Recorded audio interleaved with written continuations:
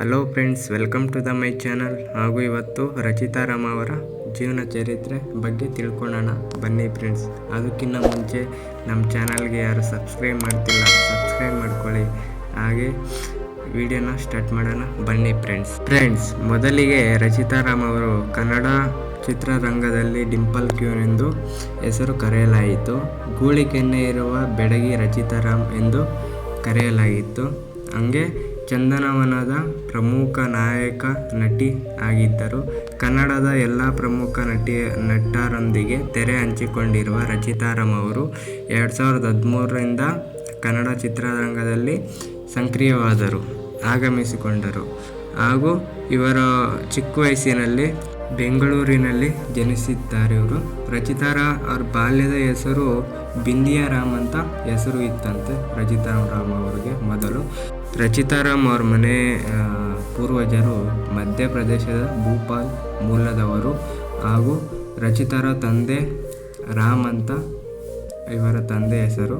ಪ್ರಮುಖ ಭರತನಾಟ್ಯ ಕಲಾವಿದ ಆಗಿದ್ದ ರಾಮ್ ಅವರು ಸುಮಾರು 500ಕ್ಕೂ ಹೆಚ್ಚು ನೃತ್ಯ ಕಾರ್ಯಕ್ರಮಗಳಲ್ಲಿ ಭಾಗವಹಿಸಿದ್ದಾರೆ. ಈ ಕಥಕ್ ಮತ್ತು ಭರತನಾಟ್ಯದಲ್ಲಿ ತರಬೇತಿ ಪಡೆದ ರಚಿತಾ ರಾಮ್ ಅವರು ಸುಮಾರು 50ಕ್ಕೂ ಹೆಚ್ಚು ನೃತ್ಯ ಪ್ರದರ್ಶನಗಳನ್ನು ನೀಡಿದ್ದಾರೆ. ಸಹೋದರಿ ನಿತ್ಯ ಪ್ರಮುಖ ಪಾತ್ರದಲ್ಲಿ ನಟಿಸುತ್ತಿದ್ದ ಬೆಂಕಿಯಲ್ಲಿ ಅರಳಿದ ಹೂವು ಸೀರಿಯಲ್ ಮೂಲಕ ರಚಿತಾ ರಾಮ್ ಅವರು ಕಿರುತೆರೆ ಪ್ರವೇಶಿಸಿದ್ದಾರೆ. ನಂತರ ಕನ್ನಡದಲ್ಲಿ ವಾಹಿನಿಯಲ್ಲಿ ಪ್ರಸಿದ್ಧರಾಗುತ್ತಿದ್ದ ಇವರು ಅರಸಿ ಸೀರಿಯಲ್ನಲ್ಲಿ ಪ್ರಮುಖ ಪಾತ್ರರಾಗಿದ್ದಾರೆ. ಹಾಗೂ 2013ರಲ್ಲಿ ತೆರೆಕಂಡ ಬುಲ್ಬುಲ್ ಚಿತ್ರದ ಮೂಲಕ ಚಂದನವನಕ್ಕೆ ನಾಯಕಿಯಾಗಿ ಪ್ರವೇಶಿಸಿದರು. ಚಿತ್ರದ ಆಡಿಷನ್ಗಾಗಿ ಬಂದ 200ಕ್ಕೂ ಹೆಚ್ಚು ಯುವತಿಯರಲ್ಲಿ ರಚಿತಾ ರಾಮ್ ಆಯ್ಕೆಯಾಗಿದ್ದರು.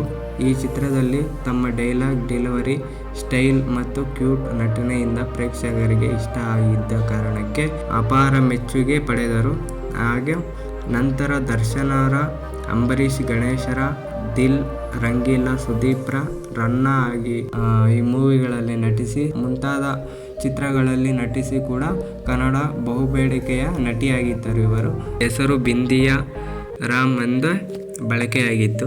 ಆದರೆ ಕನ್ನಡ ಚಿತ್ರರಂಗದಲ್ಲಿ ಅಲ್ಲಿ ಮೇಷ್ಟ್ರು ಮತ್ತು ರಾಯರು ಬಂದರು, ಮಾವನ ಮನೆಗೆ ಚಿತ್ರಗಳಲ್ಲಿ ಖ್ಯಾತಿ ನಟಿ ಬಿಂದಿಯಾ ಹೆಸರು ಮೊದಲೇ ಪ್ರಸ್ತುತದಲ್ಲಿ ಹೆಸರು ಅವರಿಗೆ ಇತ್ತು.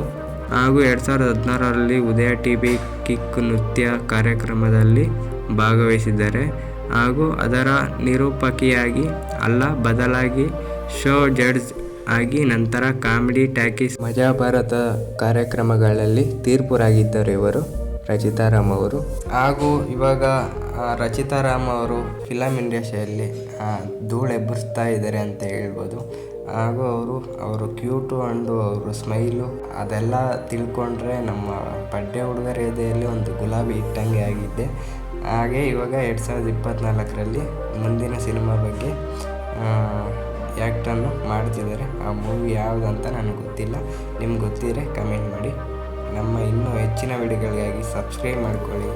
Thanks for the watching video.